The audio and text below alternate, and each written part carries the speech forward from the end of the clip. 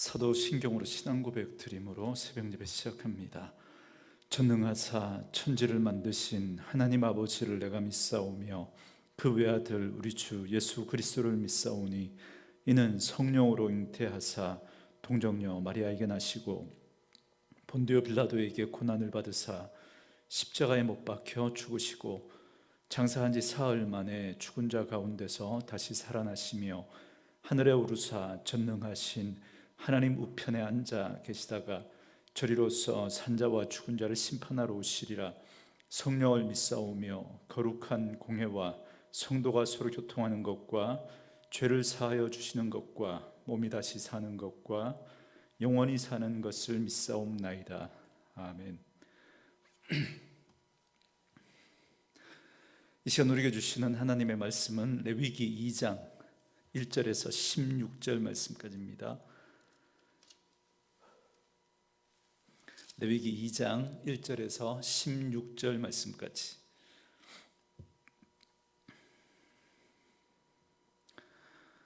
우리 말씀 찾으셨으면 한 목소리로 같이 읽습니다.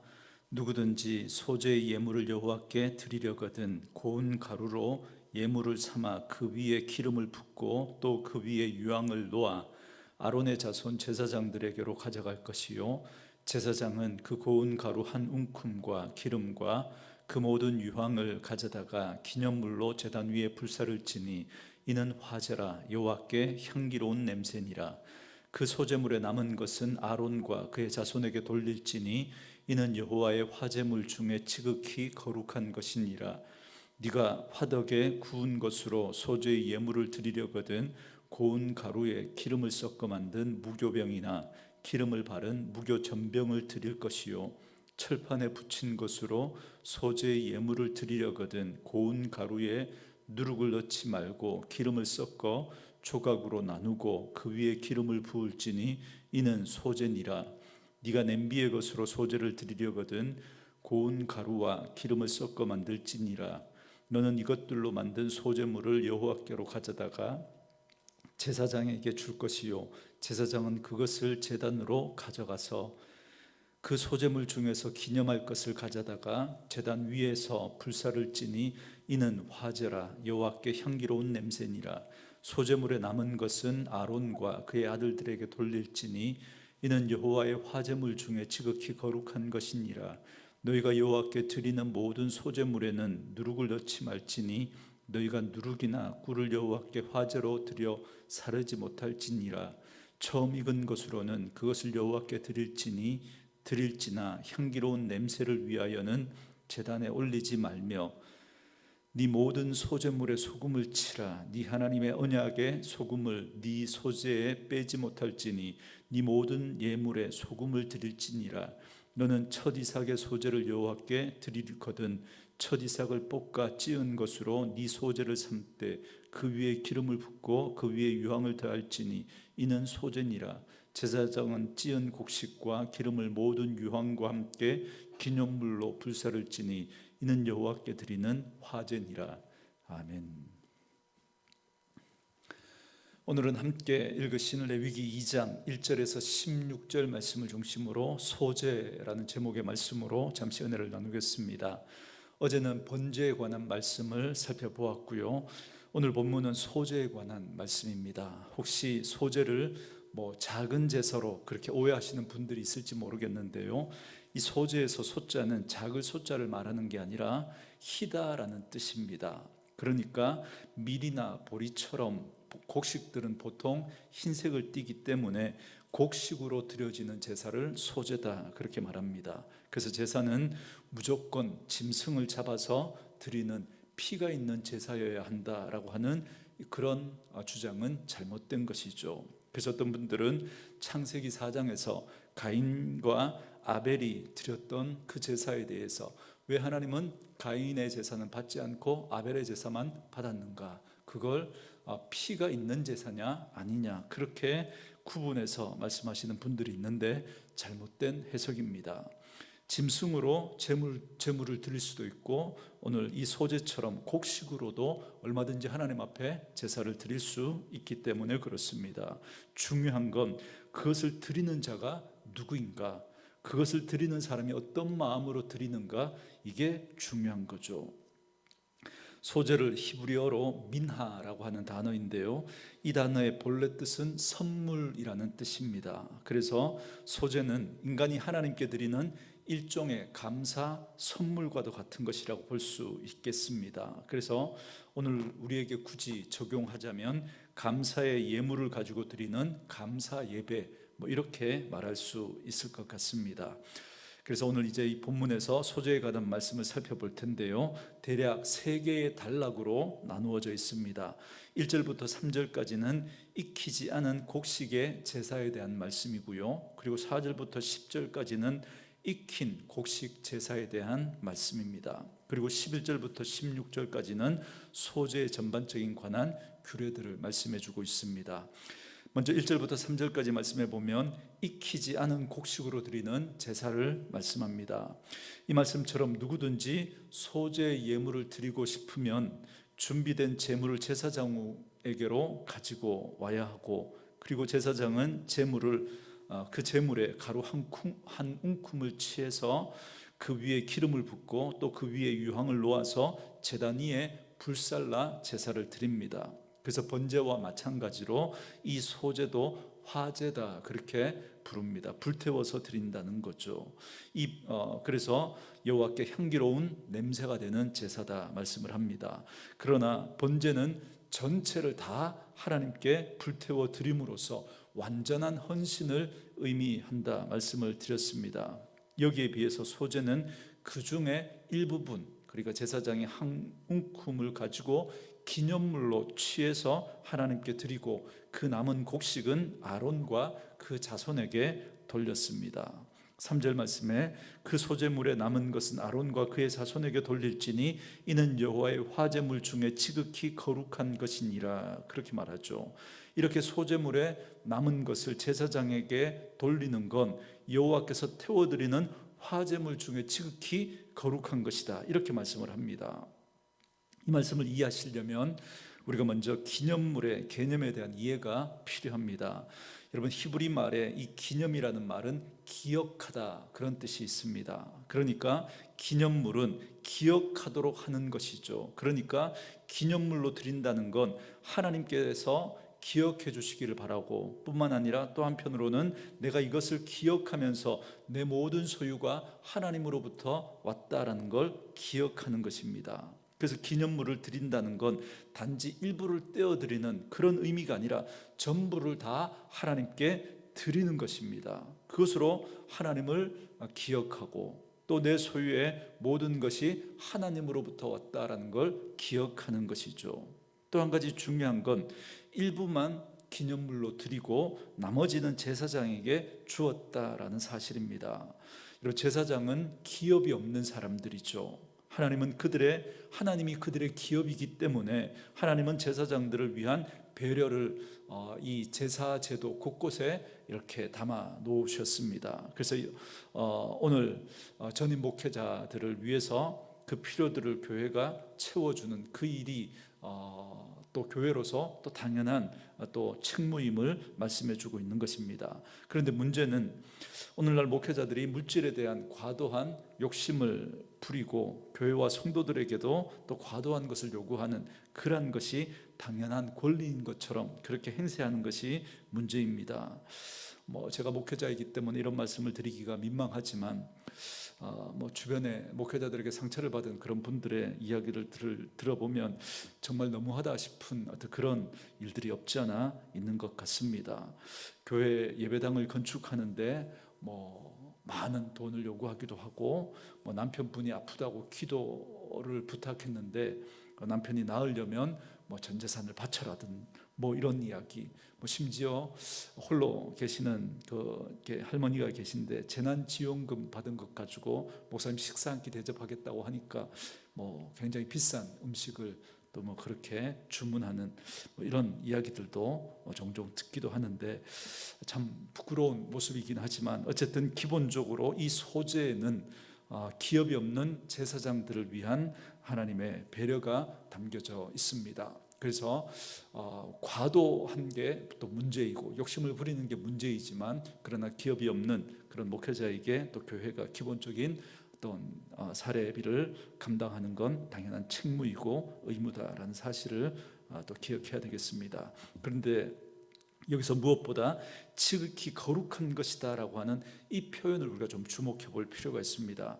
이는 흔히 지성소를 일컬을 때 그 성소의 휘장 안쪽을 우리는 지극히 거룩한 곳, 성소로 그렇게 부릅니다. 그런데 이 지극히 거룩하다라고 하는 이 말은 그래서 하나님께 속한 영역일 때 그걸 지극히 거룩하다 그렇게 말을 합니다. 그러니까 이 레위기에서 이 단어를 제사장의 몫으로 구별된 이 소제물의 남은 부분에도 여러분 이 단어를 사용하고 있다는 겁니다.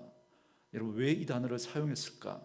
그 이유는 앞서 기념물에 대해서 설명했던 것처럼 이미 그것의 소유는 하나님의 것입니다. 하나님의 것이기 때문에 지극히 거룩한 것이죠. 그래서 그 중에 일부를 취해서 하나님 앞에 화제로 올려드렸습니다. 지극히 거룩한 거죠. 그런데 그 나머지 부분을 제사장의 몫으로 돌렸는데 이게 제사장 몫으로 돌아갔다고 해서 제사장 것이 아니고 여전히 하나님의 것이라는 겁니다. 그렇기 때문에 거룩한 거죠. 지극히 거룩한 것이죠. 그렇기 때문에 교회에서 드려지는 헌금, 하나님 앞에 드려진 것이기 때문에 너무너무 거룩한 것입니다. 그런데 그 중에 또 일부가 목회자의 생활비로 주어집니다. 그러면 그것도 지극히 거룩한 것이죠. 그러면 목회자는 그걸 함부로 사용할 수가 없는 거죠. 물론 목회자의 생활비로 쓰여져야 하겠지만 그 물질을 사용함에 있어서 하나님의 것이다, 지극히 거룩한 것이다 라고 하는 그 인식을 가지고 주의해서 사용해야 합니다. 그런데 이건 비단 목회자에게만 해당되어지는 그런 말씀은 아닙니다. 여러분 우리가 11조를 드릴 때 10분의 1을 우리가 하나님의 것으로 구별해서 드리지 않습니까? 지극히 거룩한 것입니다. 그러나 여러분 그건 기념물이죠. 기념물. 구별해서 이건 내 모든 것이 하나님의 것입니다라는 신앙의 고백으로 그 중에 10분의 1을 떼어서 드리는 겁니다. 그러면 나머지 10분의 9는 거룩하지 않은가? 거룩한 거죠. 하나님께 속한 거죠. 하나님이 주신 거죠. 그러니 그 재물을 우리가 사용함에 있어서도 늘 하나님의 것이다라는 기억을 가지고 그 재물 사용함에 있어서도 하나님의 뜻에 맞게 사용하는 그런 지혜가 저와 여러분들에게 필요합니다. 여러분 신약시대 성도는 다 왕같은 제사장으로 그 10분의 1을 드리는 것도 중요하지만 나머지 그 10분의 9도 하나님이 주신 물질임을 기억하며 바르게 잘 사용해야 한다는 사실을 명심할 수 있기를 주의 이름으로 축원합니다. 계속해서 4절부터 10절은 익힌 곡식으로 드리는 소제에 대해서 말씀합니다. 4절은 화덕에 구운 것, 그리고 5절과 6절은 철판에 붙인 것, 그리고 7절은 냄비에 삶는 것으로, 그리고 8절부터 10절까지는 2절과 3절 말씀처럼 기념물과 성별에 관한 동일한 내용을 다루고 있습니다. 그런데 왜 소제는 이렇게 다양한 것들을 언급할까요? 이건 여러분 곡식을 거두는 것에서부터 또 우리 일상에서 다양하게 그 곡식을 가지고 요리를 만들어 먹는 것처럼 우리 생활의 다양한 영역에서 그 전 영역에서 하나님께 드려져야 한다라는 걸 말씀하고 있는 것입니다. 그러므로 소제는 단지 재물을 사용하는 그 문제뿐만 아니라 우리의 삶의 모든 영역에서 범사에 하나님을 인정하고 하나님 앞에서 감사하며 살아가야 하는 우리의 삶에 대해서 말씀해 주고 있습니다. 계속해서 11절 이하의 말씀은 소제물을 드림에 있어서 주의해야 할 규례들에 대해서 언급하고 있습니다. 11절에 보시면 소제를 드릴 때는 누룩이나 꿀을 금합니다. 아마 그 이유는 이것들이 발효를 일으키는 그런 이 음식들이기 때문에 이 원래의 형태를 변형시키기 때문에 그래서 그런 것들을 금한 것입니다. 그러니까 하나님이 주신 것을 온전히 드려야 한다라는 그런 의미로 해석할 수 있겠습니다. 이를 오늘 우리들에게 적용하면 우리들이 드리는 예배를 우리가 편한 방식으로 우리가 마음대로 변형시켜서는 안 된다는 겁니다. 하나님이 원래 명하신 것을 따라 드려야 한다는 거죠. 이걸 조금 더 확대하면 우리의 신앙생활, 우리가 하나님을 믿고 하나님을 섬기는 우리의 신앙생활도 우리 마음대로 그렇게 하면 안 된다는 거죠. 하나님을 하나님되이 하나님이 원하시는 모습대로 섬겨야 한다는 겁니다. 여러분 10계명의 2계명에 보면 여러분 이런 말씀이 있죠. 너를 위해 새긴 우상을 만들지 말라 그렇게 말합니다. 그런데 우리가 이 2계명을 1계명과 거의 구분 없이 그렇게 이해하는 경향이 있습니다. 흔히 생각하기를 다른 신을 섬기지 말라 이 말이구나 생각하는데, 여러분 나 외에 다른 신을 섬기지 말라는 말씀은 1계명에 분명히 주어지고 있는 말씀입니다. 그렇다면 2계명의 이 말씀 너를 위해 새긴 우상을 만들지 말라, 이 말은 여러분 어떤 의미겠습니까? 하나님을 자기 멋대로, 자기 생각대로, 자기 원하는 대로, 자기가 바라는 대로 그렇게 하나님을 왜곡하고 그렇게 하나님을 섬기지 말라는 말입니다. 그래서 하나님은 어느 형상으로도 만들지 말라는 거죠. 그런 형상으로 국한되어질 수 있는 분이 아니기 때문에 그렇습니다. 그러니까 우리가 다른 일반적인 어떤 세상의 그 종교 형태, 그 패턴을 가져와서 그 패턴 그대로 적용해서 하나님을 섬기면 하나님을 잘못 섬기게 되는 거예요. 여러분 기독교는 다른 모든 종교와 정말 너무나 다릅니다. 그렇기 때문에 하나님을 내 생각대로 또 세상에서 봐왔던 그런 패턴대로 그렇게 섬기면 안 된다는 거죠. 그래서 오늘 이 말씀도 이 꿀과 누룩을 넣지 말라는 것도 우리가 함부로 마음대로 내 편한 대로 그렇게 바꾸면 안 된다라는 그런 의미가 있습니다.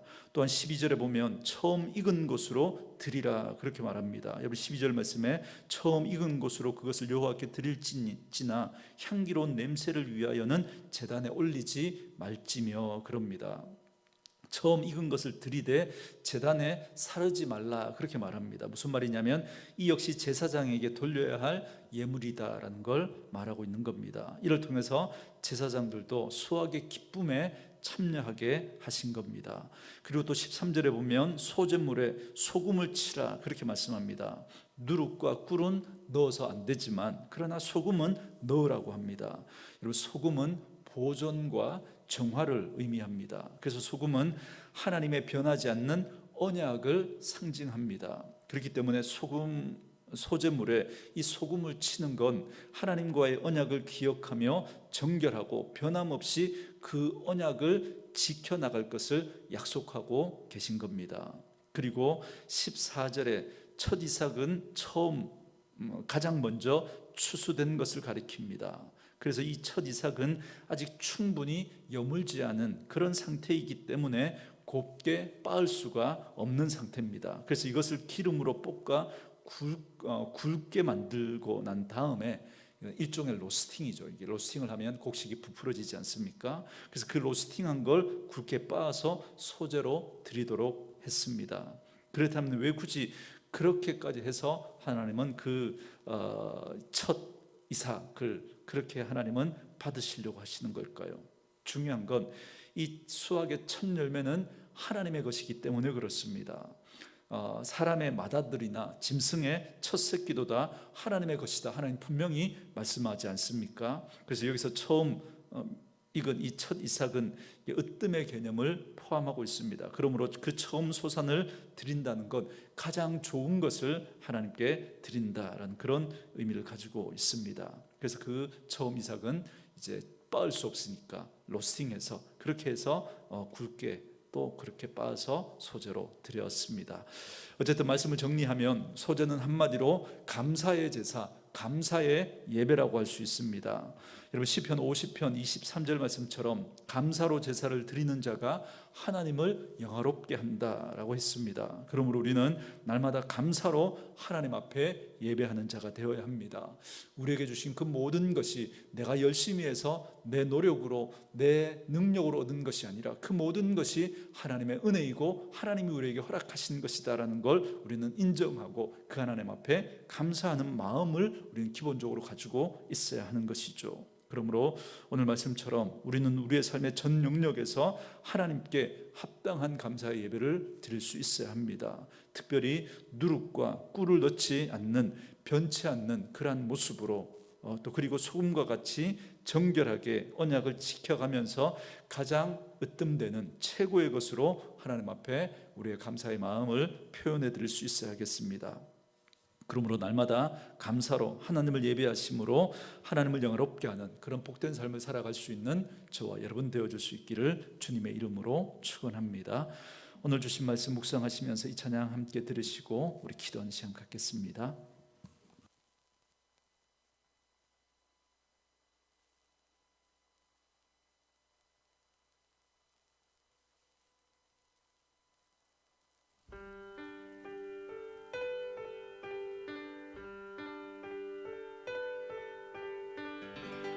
나